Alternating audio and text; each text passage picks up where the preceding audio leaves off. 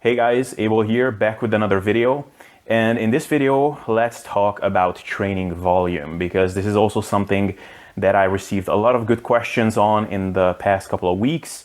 And I promised that I would summarize my recent takes on volume and why recently I became a much bigger proponent of lower volumes, or at least considering lower volume training in general upon programming and putting together a training split. And what I would like to start with is that what you're going to take away from what I'm about to tell you is largely dependent on you. As in, you will either simply conclude from my story that Abel responds to low volume, which is definitely a legit conclusion to make. But I think another good conclusion that you could take away from all of this is that it's potentially worth considering that if you're currently feeling like you're just working way too hard compared to what you're getting out of your training, or if you're crushing yourself with tons and tons of volume and frequency, and you're spending a lot of time in the gym, and you don't have too much to show for, and if all of those are happening while you're not an advanced lifter, in fact, you're at best an intermediate lifter, then it's potentially worth considering that you could be benefiting from much less volume than what you're currently doing. Because if you're an advanced lifter, it's sort of part of the game, and it's a realization that every advanced lifter pretty much has to make, that at some point you need to work disproportionately much harder compared to the amount of gains that you can expect to still make. Which is, I guess, the point where a lot of advanced lifters will actually make the decision that it's just not worth it to try to keep pushing for more gains, and it's potentially easier to just settle for maintenance at that point and focus on other areas of their lives. But that's a decision that everybody has to make for him or herself. But for guys that are in the intermediate stage, which I might add is something that I think a lot of us tend to get overly generous with, I think that if you ask anybody pretty much who is consuming content on YouTube or anywhere with regards to training, and you ask them what their training gauge is, I would say that probably 100% of those guys would say that they are intermediate lifters. And if I look back at the amount of time for which I've been saying that I'm an intermediate lifter, I would say that for a good chunk of that time, I was at best a novice. I mean, as I'm recording this, I will try to find some pictures upon some of those times on which I will be reflecting on in this little storytelling. Because, I mean, if you look at my physique at the time and you contrast it with the physique I have now, which is by no means amazing, but if you put those two together, I mean, it was at best a novice lifter at the time. But I was still considering myself as an intermediate, and I was putting together my training program accordingly. And I guess another important lesson to take away from my story, which you'll be hearing shortly, is that with me, you're seeing a guy who kind of came up following some of the best evidence-based practitioners in the field. And I was aware pretty early on in my development with the benefits of volume in training. And I was eager to make the most amount of progress that I could make in the fastest manner possible. And I was also willing to structure my training accordingly. And I was doing high volume training for a long time. I was willing to give it a shot for as long as possible, and I was willing to give it as honest of a try as possible. And it didn't work for me, and I tried something else, and that did work. So with that short preamble, let's get into my brief story with training volume, which actually will not be so brief of a story. So I guess let's backtrack to maybe 2, maybe 3 years prior to this, which is when I really became familiar with kind of the general volume recommendations. I think initially I came across some rep recommendations per week. So I read Eric Helms's Muscle and Strength Pyramids book. I watched his videos as well. I got certified under Menno Henselmans' Bayesian bodybuilding certification program. And I read a lot of the stuff that these individuals put out. I also came across Mike Israetel's volume landmarks concept. And I heard that, an intermediate lifter is likely to benefit from upping his or her training volume to in the ballpark of maybe 16 to 20 sets per week. So me, as an ambitious young male lifter, I heard those recommendations and I was like, okay, so if it's somewhere between maybe 15 to 16 up to 20, then I will start out with something like 18 sets per week. So I started doing that, and I was ambitious. I was in the gym on average 6 to 7 times a week. I was working hard. I was pushing my workouts with pretty high RPEs or pretty low reps in reserves. And I was doing high volume training for the most part. And it didn't really work out for me. I was spinning my wheels a lot. I was making pretty slow strength progressions, if any, but it didn't concern me that much because I heard some conflicting advice on how fast of progress or strength increases you should be expecting as an intermediate lifter, or some guys don't even necessarily push for additional strength increases over weeks, but rather just look for accumulating volume over weeks and then deload and then rinse repeat. So it didn't really concern me. What did concern me somewhat is the pretty frequent niggles and inflammation that I got in my joints, which was definitely not something to my liking. But even I was a bit confused as to what to make of that, because some individuals in the field said that if you're making strength, then that's a sign that your body is sufficiently adapting and recovering from training, so joint stress shouldn't be an issue. So I was like, well, I am getting some joint stress, but maybe I'm just an outlier and this is just something that I need to accept if I want to make the best gains possible. So I just kept pushing pretty hard, and to be honest, I enjoyed being in the gym, and to me it was such a therapeutic kind of mental relief being in the gym and pushing myself hard there, that even progress was somewhat secondary to me at the time. But over time, of course, just like you inevitably get fed up with anything that doesn't work for extended periods of time, I started looking for some better answers for my problems. And I came across this podcast episode that Börge Fagerli did with Juma Iraki. I hope I'm pronouncing his name.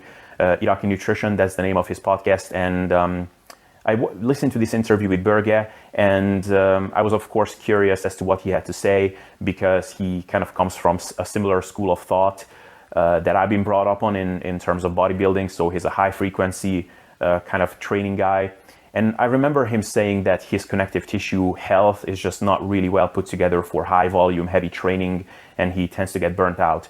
So that to me was a pretty almost relieving thing to hear, that someone like him, who is coming from this high frequency training philosophy, is actually acknowledging that someone's connective tissue can be just not too well put together for high volume, high frequency training.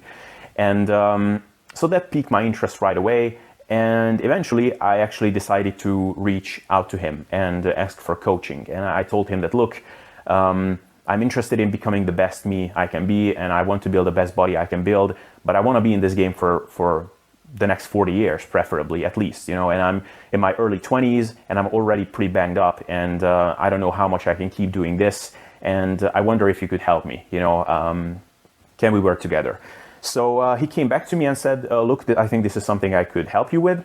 So great, we started working together, and I sent him a pretty detailed description as to what my problems are and what my situation was in terms of injury history and training history.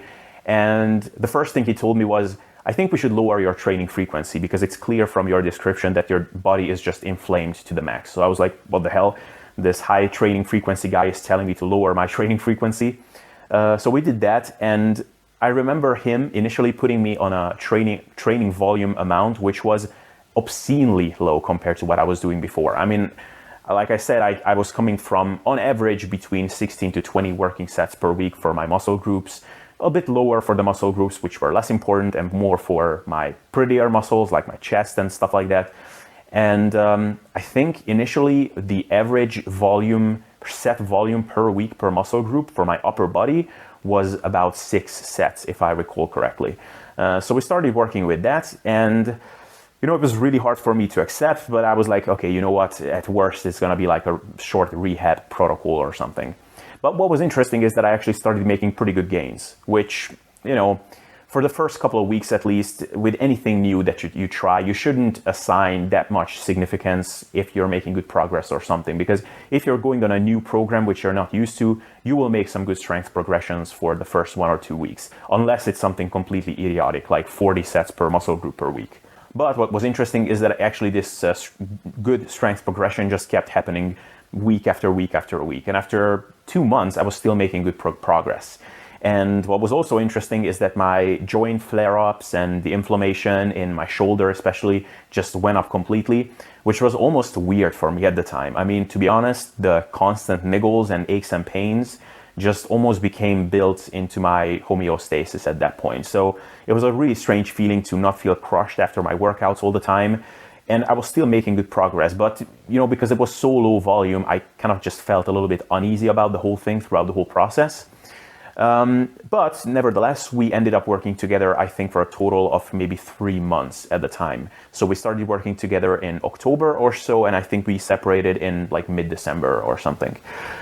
So I had some psychological issues at the time, so kind of went bonkers with training soon after, and I just started kind of crushing myself with high volumes and high frequency after that. Got burnt out really quickly again, got flared up and had aches and pains really soon after that. So I kept doing that for a little while, but now that I actually experienced how it was like to actually not feel banged up all the time, I quickly came to my senses and eventually actually returned to him and said, look, here I am again. Could we work together again? And could you help with my programming once again? So he said, okay, sure. He put together another training program for me. At this time, it was a little bit higher volume, but it was still much, much lower than what I was doing before. So I believe at that point, or I'm sure actually at that point, it was on average, the set volume per body part per week was 9 sets. And the training frequency per muscle group was 3. On some muscle groups, it was only 2. And I think the highest set volume for any given muscle group was 12, I think for biceps, but it depends on how you count volume from things like face pulls or pull downs. If you don't count those, then it was also maybe like 6 to 9 or something like that. And then I was making really, really good progress. I mean, I was stronger basically on some movements literally every week, on some other movements every other week. And also keep in mind that I was in a fat loss phase during this period. So for the first 2 months of us working together, this time I was cutting and I was making really, really good progress. And my joints just felt really good. Basically, nothing ever hurt. And I had some unease about having this low volume program again, but it was a 5-day split, 3 days muscle group frequency per week. So I was not too dissatisfied or didn't feel too uneasy. I still tried negotiating, adding in some stuff here and there, but he always kind of shut me down saying, look, don't be OCD. You're making great progress. Don't try to fix what's ain't broken. I think the most that I could negotiate out of him was maybe a couple of extra sets of lateral raises to get some extra side delt stimulation. But on the whole, I was making excellent progress. And after about 2 months, we switched over to a bulk and we ended up working together for about 4 months. And at the end of it, we got separated again. I kind of went on my own ways once again. But I kept rolling with his program. And that was the time when this really drastic life change occurred in my life, which if you haven't heard that episode, it's called My Rapid Fat Loss Story. So if you haven't heard that, I recommend you check it out. It's a really good story about how I lost about a good solid 5% body fat over the course of 3 or 4 weeks. And it's also a pretty epic love story. So I recommend that you check that one out. But I went on my own ways and I went into a rapid fat loss protocol at that point and went down from maybe 16% body fat down to a legit 10% body fat. And I kept rolling with his program, but I modified it somewhat because frankly, that was a time when I just needed the therapeutic psychological benefits from training more than anything, because I was geared up to the max in terms of excitement because of this new person that entered into my life. And also I was writing my thesis for uni at the time, so I had basically infinite control over my time. I was at home for most of the day, so I just needed that 1 hour in the gym every single day. I had no weekdays or weekends, basically. All days were just the same. So I just wanted to be in the gym 7 days a week. So basically all I did was I just cut out the rest days from my program with Berge.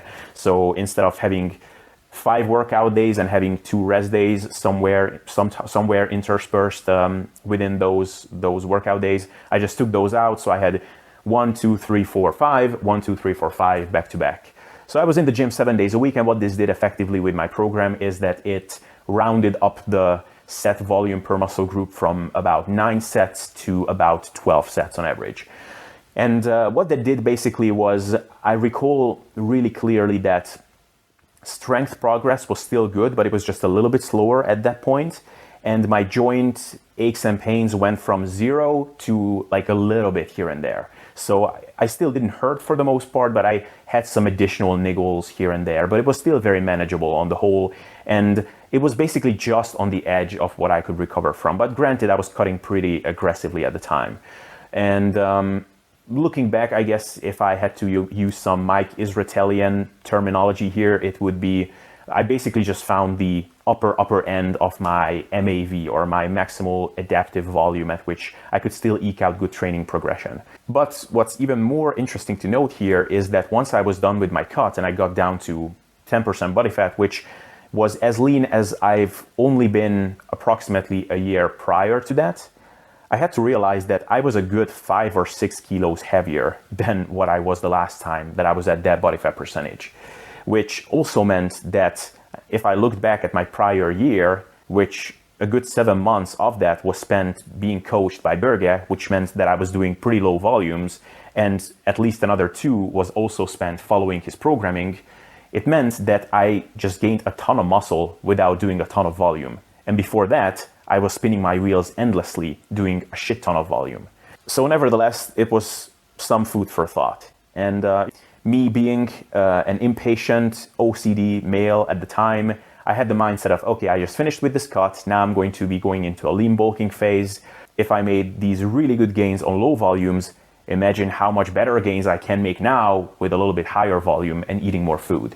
So, even just saying this now, it sounds ridiculous, but keep in mind, I was just so attached at the time of the psychological, therapeutic benefits of the gym once again, that my thinking just wasn't entirely clear and rational when it came to my own programming. And, I also had the thought process of, Berge is awesome. He is a true, wise godfather of bodybuilding, but, he may have a little bit of an overly conservative, protective mindset. So if I have someone who understands me a little bit better, and wants to get me to the best that I can be, that I can make even better progress. So I remember reaching out to a guy who I knew was also coming from a very similar schooling in terms of bodybuilding that I was coming from. I think he was also certified under Menno Henselmans, and a mutual friend of ours was doing some programming with him. So I reached out to him and I told him, look, I remember exactly my verbiage that I used. I said, look, I made these awesome progress with Berge, but I feel like I can push a little bit harder. And looking back, it was absolute horseshit, because like I said, I pretty much with Berge and afterwards, I just found that upper threshold of volume that was beneficial for me and I could still adapt well to. But, the OCD, impatient male brain that I had at the time took the better of me. So I started working together with this guy, and, since I knew that the schooling that he got was similar to what I have gotten previously, I pretty much knew what I was in for. So I didn't have a huge surprise when I saw the programming that he put together for me. And it was an ABC, like 3 workouts back to back. And I was meant to repeat those 2 times per week. So it was 6 sessions at a time, but I also had the permission to train 7 days a week if I wanted to. And that translated to 16 to 20 working sets per week per body part. So I started doing that, and I was excited as fuck to start doing that finally, because I was lean. So I had this awesome insulin sensitivity. I was finally eating a lot of food. So cool, I'm going to be amazing. And, even upon the first couple of workouts, I pretty much felt that I was pretty crushed from all of that volume. But I was so excited, and I still enjoyed being in the gym so much that I just kept rolling with it. And, fast forward a couple of weeks, I was just crushed as fuck. It's one thing that I didn't make strength progressions and I was completely stalled out on practically everything. But my body was just a giant piece of wreck. Like, one thing that I will never forget is my upper back area, like my rhomboids, traps, which is typically not the area that most people tend to injure. And I didn't injure it per se, but it was so inflamed. One thing I will never forget is going out with someone, and I was sitting in this bar talking to someone, and I remember just counting the minutes when I could finally leave, because I couldn't sit on my chair. My back was just so inflamed. So it was clear that it was way too much, the volume that I was doing at the time. So I ended up modifying it over time and eventually be separated with this guy. It wasn't really the right fit by any means anyway. So I went on my own and kind of modified my training, but I still kept doing high volumes for the most part. And fast forward a couple of months, I don't want to go over month by month as to what I was doing in terms of set volume per week. But bottom line is that I was doing pretty high volumes for the most part. And, over time, it kind of started to dawn on me more and more that, look, like I enjoy being in the gym and I like crushing myself. There's an inherent pleasure that I got from this. But I'm not sure that I need the therapeutic effect of the gym anymore as much. It is therapeutic, but, like I just don't really want to have this 2.5 hour gap in the middle of my day every single day, including the training, the warm up, the changing room, the commuting, the post-workout meal and everything.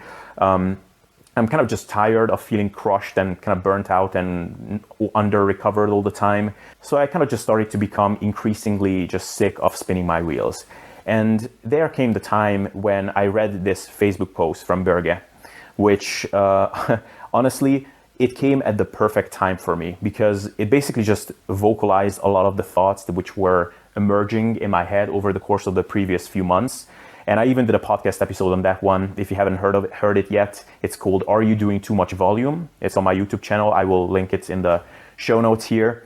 But I remember reading that post, which was basically about people thinking that they need way more volume than they actually need. And I remember just reading that post, and the reality just kept punching me in the face with every line that I read in that Facebook post. So it really gave me a really harsh reality check that I've been just spinning my wheels for the past couple of months. And if I actually want to progress and not just be in the gym all the time, then I need to do something differently. So I right then decided that I'm going to take a week off from the gym, which was kind of one of the recommendations that he made in that post. I recall being kind of ill at the time, so it was kind of handy from that standpoint. And upon returning to the gym after that 1 week, I decided that I'm just going to start out with something really, really minimalistic, which really in practice meant returning to something similar to what Børge had put me on before. So it was basically a 9 to 10 sets per muscle group per week on average. I think the highest volume that I did was for my rear and side delts combined, which was about 12 sets per week. And I was in the gym only 4 days a week. And basically what I did was really, really simplistic. I simply picked 3 exercises for most muscle groups on average, and I just did 3 sets for each, and I just distributed them over 3 different workout days. And I ended up spending 4 total days in the gym. So for example, for chest, I remember doing bench presses, flies, and push-ups, 3 sets each. I just put them on 3 different workout days and just kept rolling with that. And surprise, surprise, once again, I started making good strength gains and good gains, even visually. And, once again, for the first 1 or 2 weeks, I didn't make too much of this because maybe I was just rebounding from all that high volume that I did and I was peaking in a way. But, now was the first time, I think, when basically everything came together. That I had both the food on my side, I was also lean, and I was also doing only a moderate amount of volume. And, honestly, my gains were... This was the first time in a really, really long time when it almost felt week to week like I was just getting bigger. And this was also the first time when even other people started noticing. Like I remember just occasionally doing the occasional flexing selfie, like with my triceps or something, and sending it to my girlfriend jokingly or something. And even she got back to me saying like, holy shit, you're getting huge. And like, is it just me or you just got wider? And I was like, yeah, like, I don't know. Maybe I'm just bullshitting myself, but it really seems like I got noticeably bigger from 1 month to the next. So basically I kept rolling with this for the upcoming months. And I would say that really over this period, I once again made what was close to the gains that I made the year prior, which was really pretty much my newbie gains at that point. And over the course of the upcoming couple of months, here and there, I got tempted now and again to experiment with higher training volumes once again.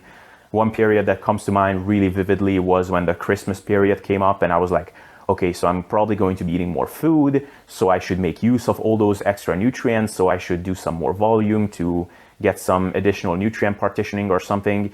It didn't accomplish anything except that I got some elbow tendinosis. But, I repeated some of these, getting tempted by higher volumes and then returning to what worked well before and making good progress again a couple of times once again. But really, it got solidified more than anything that I just respond to a low to moderate amount of volume, at least at this point of my training development. So finally, I guess let's talk about what is the conclusion from this story. Is it that everybody should just cut their volume in half because I did it and succeeded with it? No, absolutely not. However, I think, once again, it might be worth for all of you to take an honest look in the mirror. If something is not working, I think you should be moving forward from there. If you're doing low volume right now and you're spinning your wheels, maybe try doing more. However, if you're doing a ton of volume right now, maybe the solution is actually to do less. And I think that As long as you're in that blessed stage of your development, when you can still pretty much look for clear feedback on your progress week to week, which is things like strength gains and adding weight to the bar, I think why not take advantage of that really fortunate state which you're in? And I think that the landscape kind of over time shifted from guys just crushing themselves in the gym with tons of intensity and pushing to failure all the time and milking that for what it's worth. And, you know, when they eventually get frustrated because they are not able to add weight to the bar anymore, then someone looks over their programming who has a bit more experience, and then that person will tell them, look, dude, maybe you shouldn't kill yourself that much in the gym every week. Maybe you should find some smart way to do a little bit more total work, but a bit more submaximally, and distribute your work over multiple sessions during the week. I think that was kind of a lot more prevalent in the previous generation of lifters, whereas now, as kind of the evidence-based practice is becoming more and more widespread, I think now we have more people who are just getting way too sophisticated for their own good with their programming and are just going way ahead of themselves with volume and frequency, and then actually they would probably benefit from someone looking at their program and say, look, dude, like, did you actually get stronger over this past year? And then they would say, well, I don't really know, because my programming is not set up in a way where I max out that frequently, so maybe I got stronger, but I'm doing a lot of submaximal work, so yeah, I guess I got stronger. But, you know, maybe their problem then is, well, that's why you're not getting bigger, because you're actually not pushing yourself hard in the gym. And you should perhaps focus more on quality and intensity and less on volume. So that's kind of another thing to keep in mind here. And I'm not saying that trying to get as strong as possible on a few key lifts is the best way to get bigger. However, I think we have just too much anecdotal evidence and people who have built fantastic physiques using very, very simplistic programs by just working hard in the gym, in the sense that they were pushing pretty close to failure for the most part with a pretty moderate amount of volume and just focused on getting stronger over time. Eventually they all plateaued, and that's when they started to do more sophisticated, more meticulous sort of programming and doing a lot more submaximal work, maybe accumulate volumes over weeks and then just push for failure every once in a while. But I think it's much, much later in our development when all those strategies actually become necessary. And I also just took a moment and looked at some of these kind of cookie cutter programs that are out there. And, just successful fitness professionals in the field who are content producers and have put out some training templates and have large amounts of communities built up from the testimonials that they have. And pretty much all of them hover around these values of 9 to 12-ish sets per muscle group per week, or at least for those muscle groups that these programs prioritize. And one other thing that's also worth keeping in mind is that even guys that we think of as higher volume proponents are actually often doing less volume than we think. Like, I just checked out the other day Alberto Nunez, who I think is kind of commonly known as a guy who is doing high-ish volume training. And because I heard that his training program is available and you can view it online, and I found his spreadsheet under one of his YouTube videos, and it's like 12 sets per muscle group per week. It's not low volume, but it's not exactly too high volume either. So I think that's another thing worth keeping in mind. So anyway, basically my main message is that if something is not working, then just try doing something else. You have nothing to lose. And I think that in general, if you can get something good out of not crushing yourself, then just why not take advantage of that? Alright guys, I hope you enjoyed this episode. If you did, please leave a comment and subscribe if you watch this on YouTube. If you listen to this on iTunes, please leave a rating to help this stuff grow. SoundCloud and PodBean, you can just follow me to be notified on future episodes. And to be a contributing member of this podcast, join the Sustainable Self-Development Facebook group where you can drop ideas about future podcasts. I very often ask my listeners for tips and advice on who to get on next. So if you're interested in getting into discussions like that, be sure to join the Facebook group. And if you don't want to go through the searching process, just click one of those links in the show notes / video description. It is all there. All right, thanks for hanging around up until now, and see you next time.